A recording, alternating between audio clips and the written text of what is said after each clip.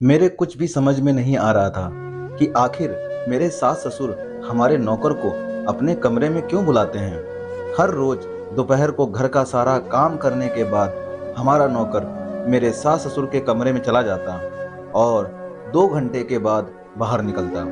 लेकिन जब वह कमरे से बाहर निकलता तो उसकी हालत एकदम खराब होती थी। आंखें सूजी हुई होती थीं और पूरा शरीर पसीने से भरा होता था। दरअसल मेरी शादी अजय से 5 साल पहले हुई थी। ससुराल में अजय और उसके माता पिता थे सिर्फ।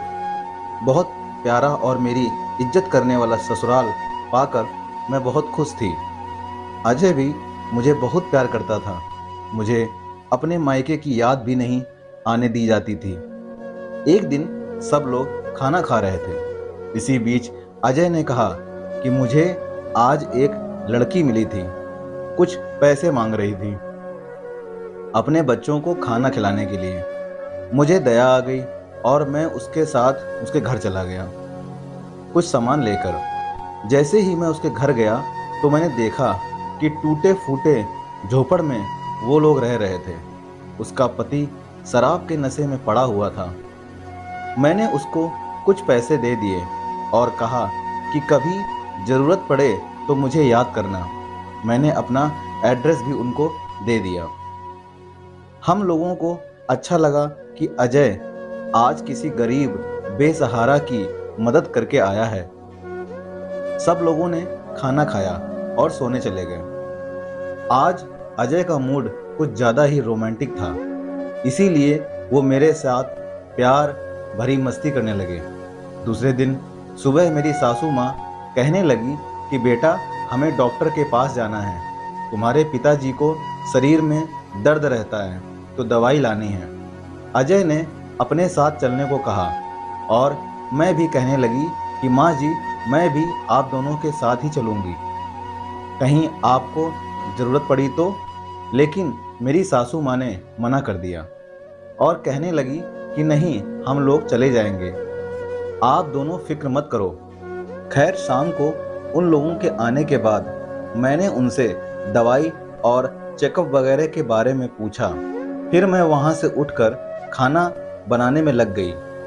खाना बनाते समय मेरा पैर किचन में फिसल गया और मैं गिर गई। आनन फानन में डॉक्टर के पास ले जाया गया। डॉक्टर ने कहा कि आपकी कमर की हड्डी में फ्रैक्चर हुआ है, आपको बेड रेस्ट करनी पड़ेगी। दवाई वगैरह लेकर हम लोग घर पर आ गए। अब एक दिक्कत आन पड़ी कि माँ जी बुजुर्ग हैं, उनसे घर का काम नहीं होता और मुझे भी डॉक्टर ने उठने से मना किया हुआ है। अभी घर का काम कैसे होगा। अजय अपने दोस्तों को और आस पड़ोस में पूछने लगा कि कोई काम करने के लिए नौकर चाहिए। अगर कोई अच्छा और ईमानदार नौकर मिल जाए तो अच्छा रहेगा। लेकिन ऐसा हुआ भी तो नहीं, कहीं से भी नौकर की तलाश नहीं हुई। कोई नखरे कर रहा था तो कोई नीयत से सही नहीं था। खैर, 2 दिनों तक तो अजय ने खुद घर का काम किया। वो बेचारे अब और कर भी क्या सकते थे, लेकिन उन्हें भी ऑफिस जाना होता था तो ज़्यादा दिन वो भी मैनेज नहीं कर पाए। हम लोगों ने अपने दूर के रिश्तेदार को कॉल किया और अगर कुछ दिनों के लिए वो हमारी मदद करने आ जाएं तो अच्छा हो जाता। लेकिन भगवान को शायद ये भी मंजूर नहीं था। उन्होंने भी कोई काम बताकर मना कर दिया। इसी बीच एक दिन सब बैठे थे कि डोर बेल बजती है। दरवाज़ा खोला तो सामने एक औरत खड़ी थी, साथ में एक आदमी भी था। अजय ने उनसे कहा, आप? मैं और मेरी सास ने उन्हें नहीं पहचाना, लेकिन शायद अजय उन्हें जानते थे। अजय उन्हें अंदर लेकर आए और हमें कहा कि ये वही है जिसकी एक बार मैंने मदद की थी। हमें भी याद आ गया। अजय ने उनसे पूछा, कहिए दीदी, आपको क्या मदद चाहिए। वो कहने लगी कि मेरे पति ने अभी शराब छोड़ दी है और वह कोई काम की तलाश कर रहा है। मैं तो पहले से एक घर में काम करती हूँ, अगर मेरे पति को भी कोई काम आप दिलवा दो तो बहुत बड़ी मेहरबानी होगी, साथ ही हमारा गुजारा भी अच्छे से होने लगेगा। हम लोगों के चेहरे पर भी एक उम्मीद जगी कि शायद ये हमारे घर का काम कर पाए।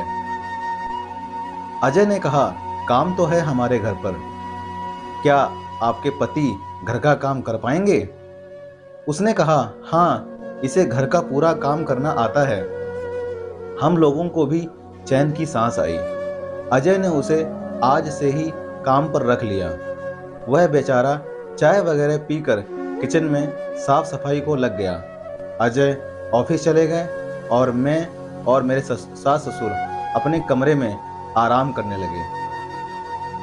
कुछ दिनों बाद हमारा नौकर घर का काम करने के बाद दोपहर को हर रोज मेरे सास ससुर के कमरे में जाता।